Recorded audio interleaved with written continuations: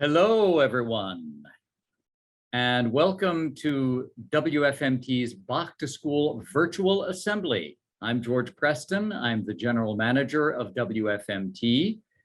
As a lover of classical music, I'm thrilled to host today's event, which introduces classical music and three of the most engaging people in classical music and the arts to the next generation of classical music lovers. Today, I have the honor of interviewing Ryan Opera Center performers Lunga Eric Hallam, tenor, and Chris Reynolds, pianist, along with Ryan Opera Center director Dan Novak. Before we begin, WFMT's Bach to School program was designed to help build the foundation of classical music for the youngest members of our community. And I'm grateful to the generosity of WFMT Encore Society members during WFMT's membership drives for making it possible. Additional funding is provided by the Rala Klepak Foundation for Education in the Performing Arts. Our Encore Society members and the Rala Klepak Foundation help us fulfill our purpose to enrich lives, engage communities, and inspire exploration. You, the audience members, are muted. However, I would like for you to engage with us. Please, you can chat during the event. You can ask questions through the chat and the Q&A function. We'll save some time at the end of the conversation to get to your questions. And we would love to know who you are in this session. Please let us know if you are a student, teacher, or a parent, as well as your school affiliation. In addition, let us know if you are a WFMT listener or supporter, and get your questions ready, please, for the last few minutes of this virtual assembly. And now I would like to welcome Lunga Eric Hallam, tenor, Chris Reynolds, pianist, and Dan Novak, director of the Ryan Opera Center. Gentlemen, will you please unmute and turn on your cameras? Welcome, welcome. Thanks, George.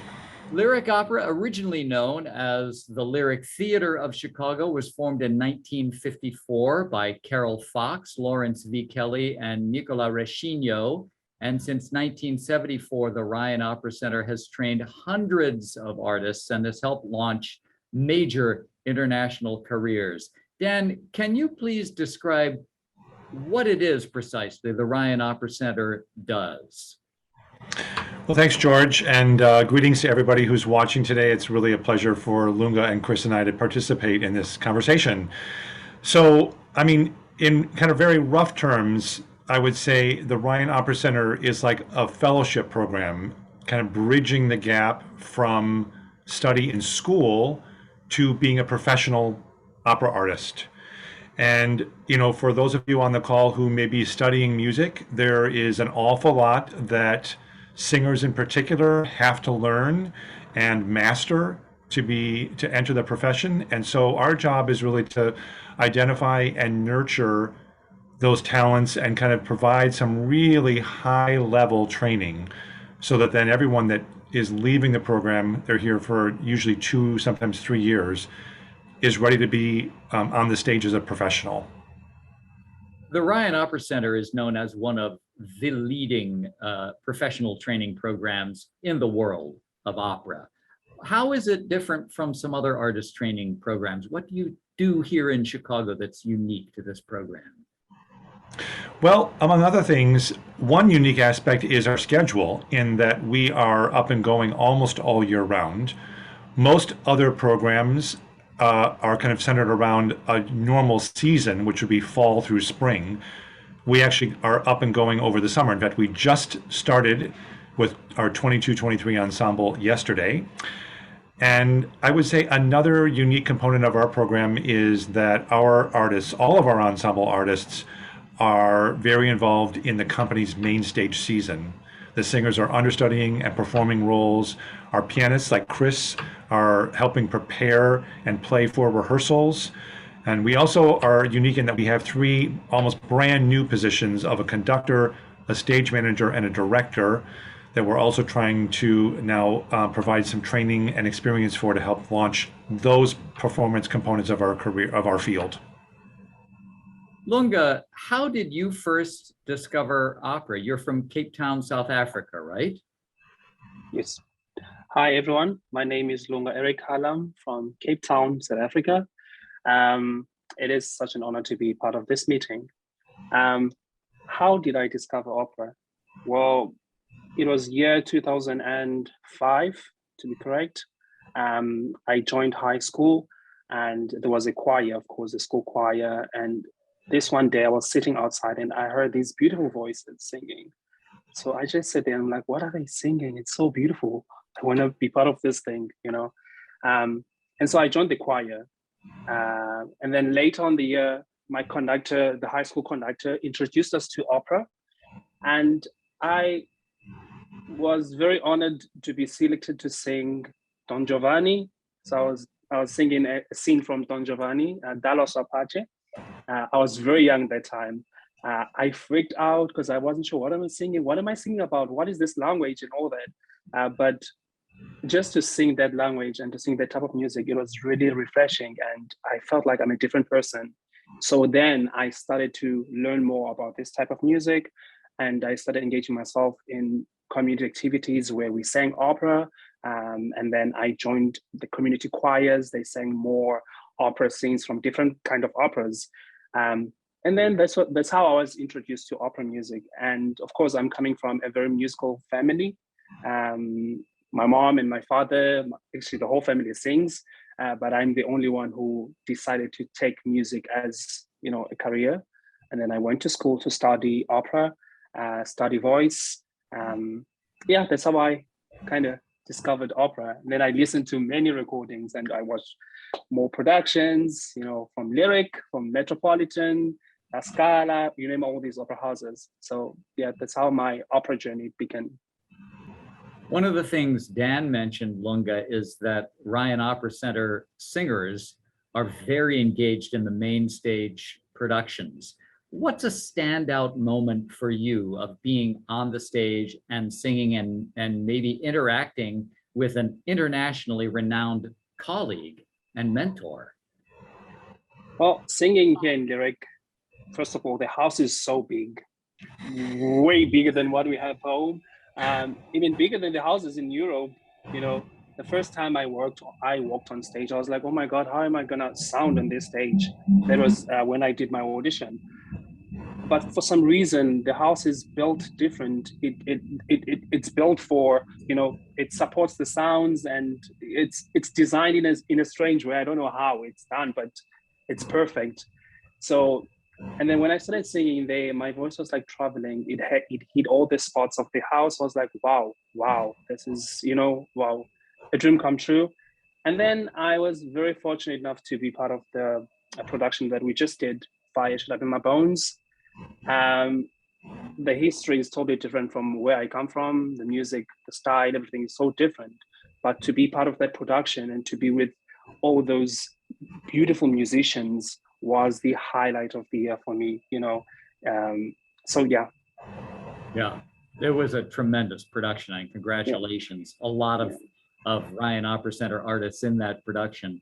I want to remind our audience, please put your questions in the Q&A or the chat. We are saving time for your input and for your questions for Dan and Lunga and Chris. And Chris, let's get to you now. You have some impressive credits as a solo pianist as well as a collaborative pianist. What do you find most rewarding about working with these young professional singers? Hi, everyone. I'm Chris. So what I love about working with singers and the Ryan Center is, as a collaborative pianist, which is a very vague term that no one quite agrees what it means, the rehearsal process is always a sort of a power dynamic of, is it two people working sort of equally? Is it one person coaching the other? Is it like, you know, what's going on here? And prior to coming here, I often found that working with violinists, working with cellists, it was much more a kind of collaborative chamber experience. But then working with singers, oftentimes it was more of a coaching. So I would come in and they would just sort of look to me to tell them how the piece goes, how everything happens, which is fun, but I think ultimately there was always something a little bit missing to me there, because I think music at its best has a rehearsal period that is very collaborative. And, they call it collaborative pianist. And what I love about working with the singers here is that they're all so smart, and they all show up to rehearsals with so many ideas, that the rehearsal period often is the highlight of my experience. And especially because when you're working in an opera house as a pianist, oftentimes a rehearsal period is all that you get, because then the orchestra shows up and you go bye-bye, and then you get to watch the show from the house. So if the rehearsal period is not super stimulating, it's a pretty dull life. But here the singers in the Ryan Center are just so engaging and so interesting, and it just makes the whole thing that much more fulfilling. And you have to come to them. There is more of an element of coaching with singers. So Chris, you've got to be an expert, not only in the music, but in the languages, right? Yeah. You've got to give feedback about those things. Well, because I find, coaching as a concept is several things. I mean, there's things that I always tell singers are objective and things that are subjective. So things that are objective are the way words are pronounced, the pitch of a note, the rhythm, certain aspects of style. These are things that when I give as corrections, I'm framing as, this is not my opinion. This is something that needs to happen. Everything else, though, is all subjective. And that's where I like it to be much more of a dialogue. Because at the end of the day, I'm not the one going on stage performing a role, singing for thousands of people. So my subjective opinion about a role is just that. It's my opinion. And to me, a really great coaching is actually a much more collaborative experience, because it's not about just telling a singer, oh, this is how the role should go. Yes, there's aspects of, oh, this is how this word is pronounced. But I think it's much more about trying to draw out of a singer how they think a role should go. Because sometimes they're not always confident enough in some of their ideas, but actually their ideas are great. And maybe all they need is just someone to say, that's a great idea. Do that. I love that. That's wonderful. We're about to see a performance of an aria, A Teo Cara, from Vincenzo Bellini's I Puritani. This was recorded a few months ago as part of WFMT's 70th anniversary celebration. It was on December 13th of last year. Bellini was known as a bel canto composer. Dan, what does that actually mean, bel canto? Well, literally, it kind of means beautiful singing. And what this style is really known for is just really elegantly long, beautiful melodic lines, and also a lot of vocal fireworks, some real bravura. Mm-hmm. And Lunga, what is happening in this aria? Who is your character and what's going on? What are you singing about here? Right. My character is Lord Arturo. In this scene, he walks into the hall with his squires and he's carrying gifts, and he has a white veil for Elvira, whose wife to be. And then when he starts singing, he sings about the unbelievable, unmeasurable love that he always had for her. Yeah, it's just simple as that. And we previewed this clip before we went live with this session. And I want to ask our audience to really watch you closely before you start to sing, because this aria has a long intro, and there's something about what you do. You have such poise and presence that without really doing anything physical, somehow you're bringing meaning to that long intro and you're engaging the interest of the audience. How do you do that where there's just the piano is playing, or sometimes it's the orchestra playing? You have nothing to sing, but you still have to be very present. You can't just check in a second before you sing, right? Yeah, for me, it starts from the piano. if the piano starts playing, then I'm singing, so I have to be engaged. I have to, be in the moment, and what I think I'm really like happy about is the fact that during the pandemic, so we did like virtual concerts. So we had cameras, they were like really close up to, and it was so uncomfortable, but that whole process was really equipping us or helping us, to become better when we are on stage and there are like thousands and thousands of people and cameras around us, people, they have to be engaged from the minute you walk on stage. So that, I guess in that sense, in that performance, it just came natural. I don't know. Yeah. Well, I imagine it would with Chris's beautiful playing. Of course. The introduction.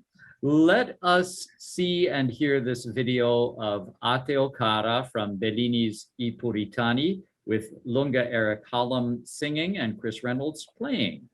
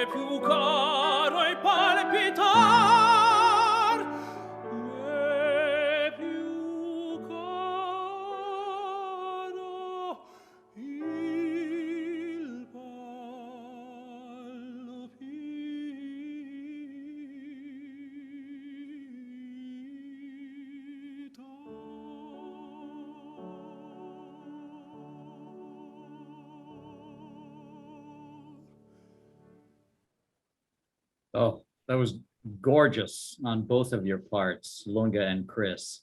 I have to ask you, Lunga, Did you just always have those high notes? Yes, I always had them. I started singing soprano when I was very young.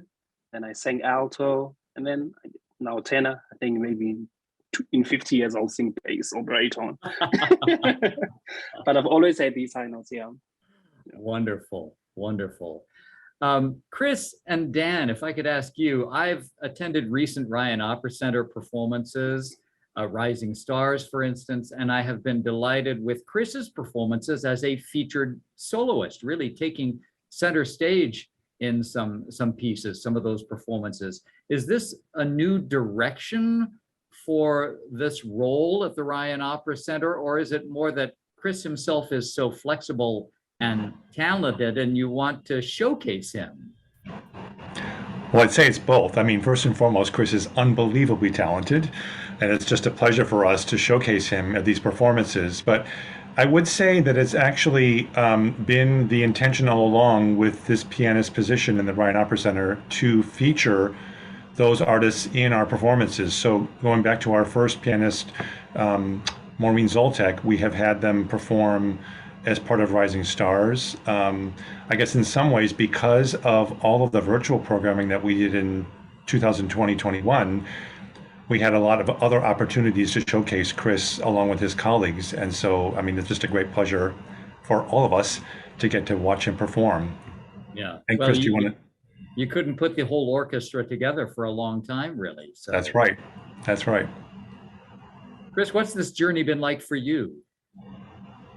In terms of just getting into opera? Well, getting into opera and being not just a collaborative pianist, not just a coach with the Ryan Opera Center, but being front and center with your own performances as a soloist. Oh, yeah. Well, I think a lot of my flexibility comes from the fact that I was unaware that there was even like a distinction between any of these fields. I think I grew up just assuming that if you play piano, you do anything that involves a piano in a room and it's fine.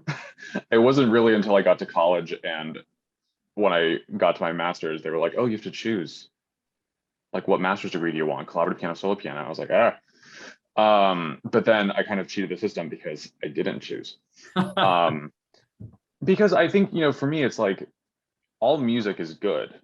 Well, not all music is good, but good music is good music. And I don't like to feel limited by, oh, there's some good music, I'm just not allowed to play it because a blank solo pianist, collaborative pianist.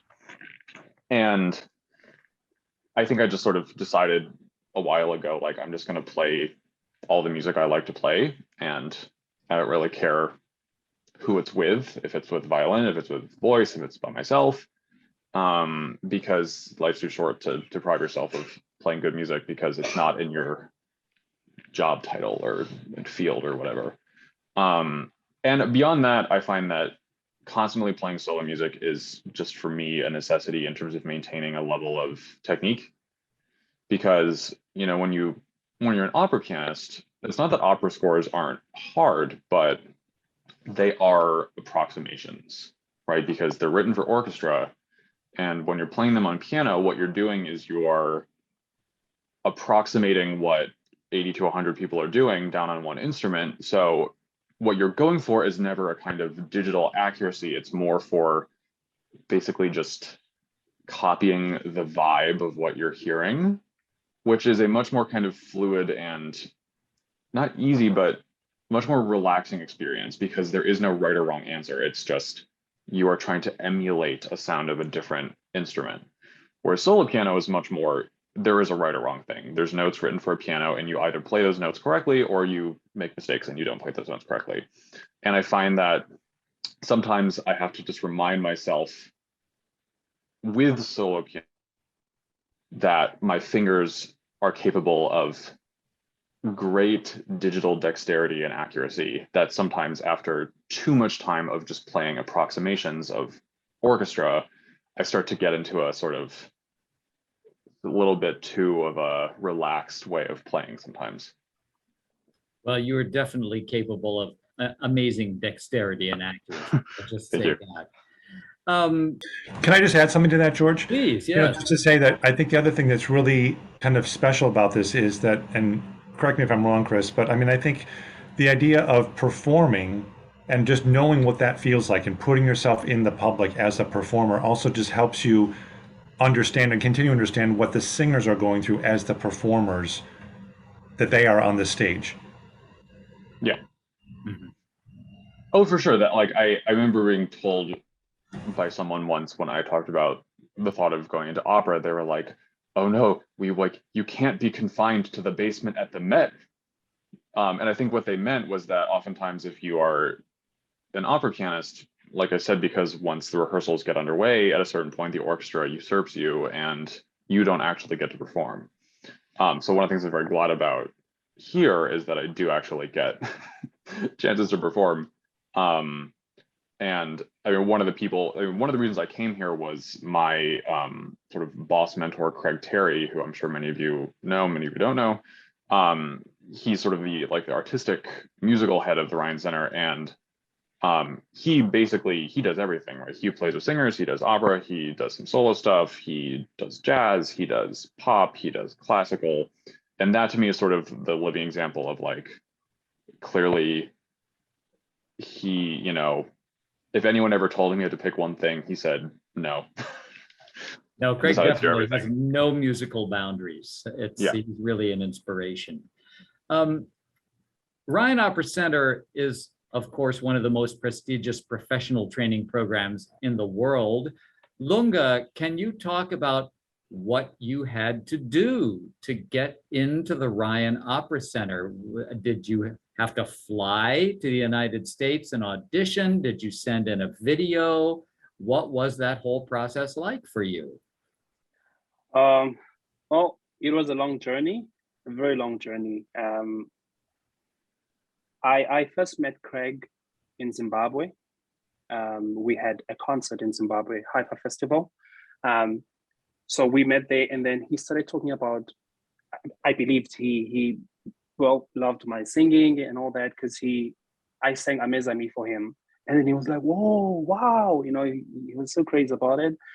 And then he started talking about Chicago, lyric opera of Chicago. I'm like, what are you talking about? Because I know Chicago from the TV, you know, I'm from South Africa. I don't know where Chicago is. I was like, no, you have to come to Chicago. So he traveled from Zimbabwe to my homeland. He met my family, he met my friends. And then that year I was still working for Cape Town Opera. And then years later, 2019, I went for Neustimmen.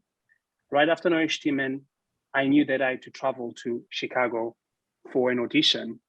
How? I had no idea. Where am I going to get funds for that? I had no idea. But the company paid everything for me. So I was really, really, really happy and privileged for that. So I traveled from Europe to South Africa, and then South Africa to Chicago. I did my audition, live audition. I sang, and to my surprise, I got the contract on the day. So I was really like blown away. I was like, oh my God. Like, yeah, so you have to decide if you want to join or not. So I signed immediately, and then I called my family, called my mom, and I got in, you know. So that's how I got here into Chicago. It all started in Zimbabwe with Craig. Yeah. Did anyone alert you as to what winter in Chicago is like before you signed that contract? Niente, no one. No one. When I came here that year, it was November, and it was so cold. I was like, I'm not gonna survive. So right after my audition, and then they started talking, you have to buy yourself this and this and that. They kind of, let me know what's coming for me, or what I'm gonna be against. And oh God, it was so cold. 2020, 2021, I was like, no, I'm dying. I want to go back home. Yeah. Well, we're glad you didn't go back home. We're very glad that you're here. Now, from the perspective of someone who is, along with Craig Terry, bringing singers and artists into the program, Dan, what are you looking for in Ryan Opera Center artists? Well, I'll just add that there are kind of three of us that run the program: Craig, Terry, myself, and Julia Faulkner, who's our Director of Vocal Studies. Yes. And yeah, so while we are up and going with the program itself almost all year round, we are also constantly looking for the next new members to join us. And that's literally around the world. We have some auditions here in the United States, but anybody in the world can apply. We do it by video as the first round. And so it's, great to be able to hear people that can submit applications from around the globe. And sometimes our travels take us, like this time when Craig was in Zimbabwe, to hear Lunga for the first time. But, I would say more than anything, there's certainly a basic kind of quality of vocal material that we are listening for. But in a way, the most important thing is that kind of spark of artistic communication, that we are getting a message from the artists. And that is probably, I would say, the most important thing. Because all of our artists have to perform in the main stage season, there does have to be kind of a basic scale of the sound that can fill the theater. There are some singers out there in the world whose voices are just not meant to sing in a theater that seats 3,600 people. And that's absolutely fine. It's just that they wouldn't kind of be the right fit for our program. But given the right scale of voice, the right quality of voice, and that kind of spark of artistic imagination and communication, those are really the key elements. Well, towards the end of this session, we have an audience question about making your voice louder from some of our students. So we'll get to that in just a little while. But right now, I'd like to skip to our next video because this time is flying by. We're about to see a performance of Come By Here, which is a traditional spiritual arranged by Damien Sneed. Lunga, you're from South Africa. Did you know anything about the American spiritual tradition before you came to this country?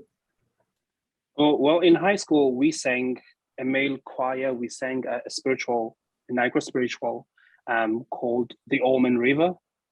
Mm-hmm. So our teacher was he told us that these songs were songs that were written, songs of hope, love, and death, faith.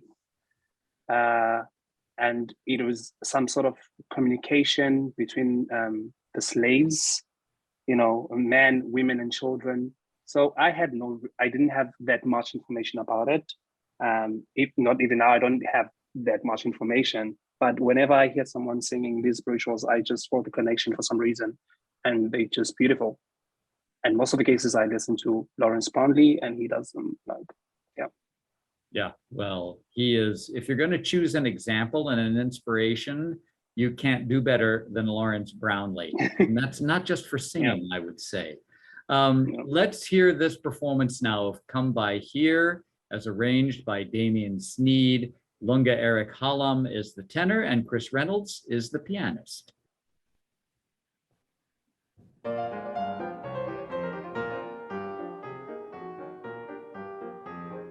Come by here, good Lord, come by here. Come by here, good Lord, come by here. Come by here, good Lord, come by here. Oh Lord, come by here. Somebody's praying, Lord, come by here. Somebody's praying, Lord, come by here. Somebody's praying, Lord, come by here. Oh Lord, come by here. Somebody's dying, Lord. Somebody's dying, Lord. Somebody's dying, Lord. Oh Lord, come by here. Somebody needs you, Lord. Somebody needs you, Lord. Somebody needs you, Lord. Come by here. Oh Lord, come by here. Come by here, Lord. Come by here, good Lord. Come by here. Come by here, good Lord. Come by here. Oh Lord.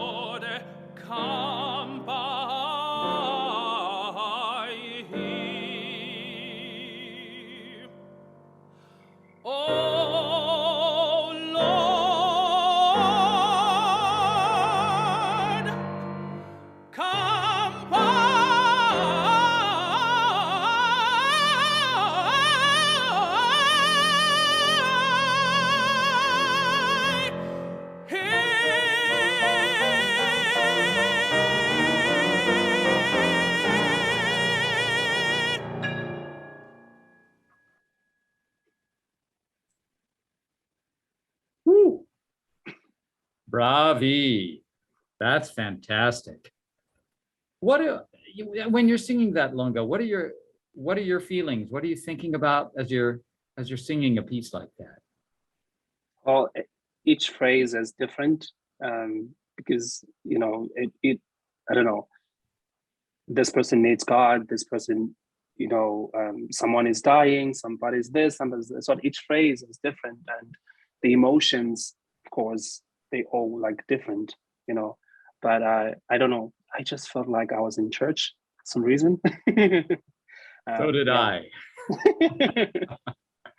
Well, for all three of you, as two young artists and as one who works consistently with young artists all the time, what do you think are the most exciting current trends in opera today? What's going on in opera that really excites you? Dan, if we want to start with you. Sure, I'll start.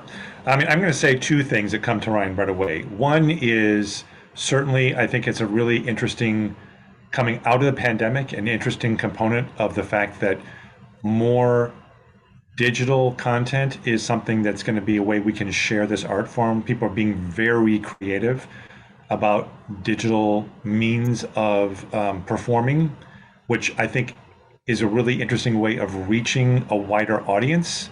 Because if there's one, for me personally, if there's one thing I just wish for, is that more people would give it a try. I think the word opera has some connotations that people maybe get a little bit worried about, but it is such a powerful art form.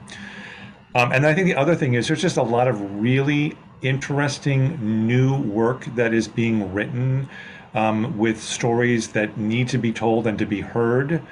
And it's very exciting to see the volume of all that and getting to experience some of it here. Lunga, Chris, over to you. Chris, how about you? What are the most exciting trends in opera for you right now? Oh, sure. Well, I definitely second what Dan said about a lot of new work. And I think to add on that, I think opera, and I'll say especially in the US, American opera, I think is just now coming to terms with politics. And by politics, I don't just mean, issues of like government and that stuff, but the politics of who you cast, what stories you tell, of how you tell them. Opera is always, it's an old art form, and there's a lot of these older operas that were written in very, very different times in very, very different contexts. And of course, the issue nowadays is how do you deal with some of those, right? Do you have to view them through a sort of modern lens where we understand very differently the way the world works and the way humans are? Or do you just say, it's of the time, let's just do it anyway. And I think when you look at what, my generation, because I'm on that cusp of Gen Z, millennial, what we look to when we look at film and TV, right? That like a film like Ghost in the Shell, where they cast Scarlett Johansson, a white woman, to play a Japanese woman, that movie got destroyed by Gen Z. I mean, no one saw it. She, got destroyed. The point being the fact that my generation is just much more conscious of these things, about racial politics, about casting decisions having a direct effect on these kinds of things, and about the stories that you tell having an effect on the world and the viewers. And this idea that art can just exist for art's sake, I think, is less relevant than ever. And I'm personally very, very glad that I'm seeing more and more in the US companies realizing this, realizing that who you cast matters. I don't just mean by who sings well, but who you cast. And the kinds of stories you tell and how you tell them also matter. And, it was amazing to see Fire Shut Up in My Bones this year at Lyric, just to see easily the most diverse audience I've ever seen in an opera house. And the kind of joy that so much of the audience had seeing people on stage who looked like them, as opposed to just seeing, a bunch of white people in Madame Butterfly playing at Asianness. And I think that to me is by far the most important trend, because I think if opera does not get on that trend, by the time my generation is adults, it will be dead. Yeah. Lunga, how about you? What are the most exciting trends in opera for you right now? For me, it's the fact that in our days we have the actual countertenors, who sing the pants roles that were given to ladies just because there weren't like more countertenors in that time, or good countertenors. I'm happy that the opera companies finally realizing that there are actually good singers, countertenors who can actually do these roles like Cherubino and or Orfeo, and some of them I know. So I'm really happy for them that are actually making a huge success. They don't have to be castratis in order for them to sing those roles. So, and it's coming, it's a trend nowadays, and Yeah. I really like that. Yeah. And for folks who don't know, a countertenor is a man who sings in a high, like soprano or mezzo soprano range, and sings. It sounds kind of like a woman, but not exactly. It's its own distinct sound. But if you think Lunga has a high voice, wait till you hear a countertenor. That's super high.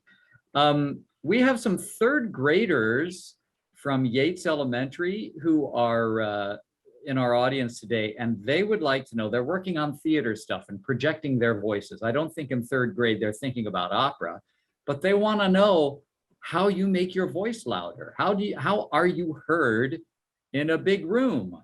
What are the secrets? It comes with a good breathing technique. Breathing technique, yes. Yeah. And because everything starts with breathing, if you breathe properly, then the sound gets anchored, and of course, knowing that the voice has to resonate, making sure that before you go on stage, you warm up and, you practice every day, you try by all means to activate your resonance every day. And that strengthens the voice as well in terms of projection.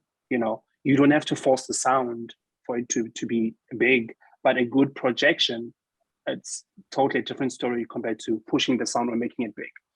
You might have a smaller voice. My voice is not that big, but because of the technique and the projection and, breathing technique, then it helps my sound to really travel, further back to the house. Yeah. And with age, you will grow, and then, of course, Well, and I should clarify, as we saw the performances, there was a microphone on you, Lunga, there were microphones in the piano, but those were just for the recording of it. And so we could transmit live on the radio and we could stream live, but there's actually no amplification in the hall. There wasn't on the day that those were recorded, and there's no amplification unless a composer specifically calls for it at Lyric Opera of Chicago. So you do need to learn how to send your voice out so it can be heard in a 3,600 seat house, which is a challenge. That's something that most performers never have to negotiate, right? George, just to reiterate that point, that in case everybody maybe doesn't know, that even at Lyric, that seats, as you say, almost 3,600 people, almost all the time, the artists who are on stage are not amplified. Right. It's just using the same basic physique that we all possess, but at an unbelievably highly trained, this is like Olympic level training to be able to do that, so that we, hundreds of feet away, can hear the voice over an orchestra of 50 or 60 people. It's really a remarkable thing, and I encourage everyone to experience it someday, because there's nothing like that live experience. It's true. As someone whose job it is to put music on the radio for people to hear out of speakers, I have to tell you, you must go to the opera house to hear these voices in person. That kind of connection, that vibration through the air is like nothing else you can experience in your life. And we have a follow-up to the question from the third graders. How long have you been singing, Lunga? Since I was in my mom's tummy. Then I went to creche. Actually, I don't know, maybe I started singing maybe I think around about 7 years when I was 7. And then professionally when I was 18.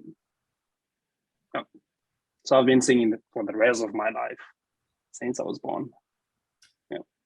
We're going to wrap it up in just a couple of minutes. We have another question. Actually, someone asked 2 different questions. One is for Chris. Chris, you mentioned objective feedback. How can you tell if something is being performed correctly or incorrectly? What is the standard that you use? Asking this question, keeping in mind the age of the students in attendance. How do you know what is right? You say that's the thing. So we do all this work, and this is true for any art form, right? You can study, you can do all this work, you can check things, you can coach things. At the end of the day, though, it's entertainment for everyone, right? And I can sit in an opera house, I can sit in a movie, I can go to any kind of art, and as long as at the end of the day it is entertaining, the part of my brain that's critical just shuts off. Right? Like I went a few days ago to go see the Doctor Strange movie.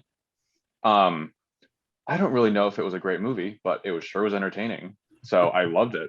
And the part of my brain that was critical to shut off. And I think the same is true with opera, that I've seen plenty of performances in opera where maybe if I focused on it, I could pick up, oh, that German word was the wrong vowel. They breathe in the middle of a word, maybe like their phrasing was not what I think the composer would want, but the performance was so entertaining, the voice was so beautiful, the acting was so great, just the presence they had on stage was so fantastic. That's what matters, because in an audience of 3,600 people, maybe a handful can tell these little details. Everyone else just wants to be entertained. Yeah. So at the end of the day, that's what I care about. And I think one last question, Lunga, do you ever get nervous before a performance? Well, my teacher used to say, whether you're nervous or not, you have to go on stage. So I choose not to be nervous at all. Of course, you do get butterflies, anxiety, just because you want things to go according, but you shouldn't let that overwhelm or destroy your performance. So I do get nervous before I go on stage, but as soon as I walk on stage, I'm a different person. I'm a performer, not Lunga anymore. Yeah. That's a great life lesson. Even if it makes you nervous, do it anyway. Yeah. Thank you so much. Lunga, Chris, and Dan, this time has flown by. I just want to thank all 3 of you for joining us and being so generous with your time, your talent, and your expertise. It's been wonderful talking with you. Thanks so much, George, for the invitation. It's a pleasure to be here. Hope to see everybody at the opera. Absolutely. WFMT's Bach to School program was designed to help build the foundations of classical music for the youngest members of our community. And I'm so grateful for the generosity of WFMT Encore Society members during our membership drives, and for the additional funding provided by the Rala Klepak Foundation for Education in the Performing Arts. Rala was an attorney with a passion for social justice and the arts. The arts opened up worlds to Rala, and she wanted to bring them to people who might not have the same opportunities that she did. Sponsors also include Classical Kids Music Education, Naxos Music Box, and the Chicago Poetry Center. Please visit wfmt.com/Bach to School to learn more about the resources that we offer to schools in our community. And finally, please visit wfmt.com/events for upcoming events such as this. Until next time, thank you for joining us and take care.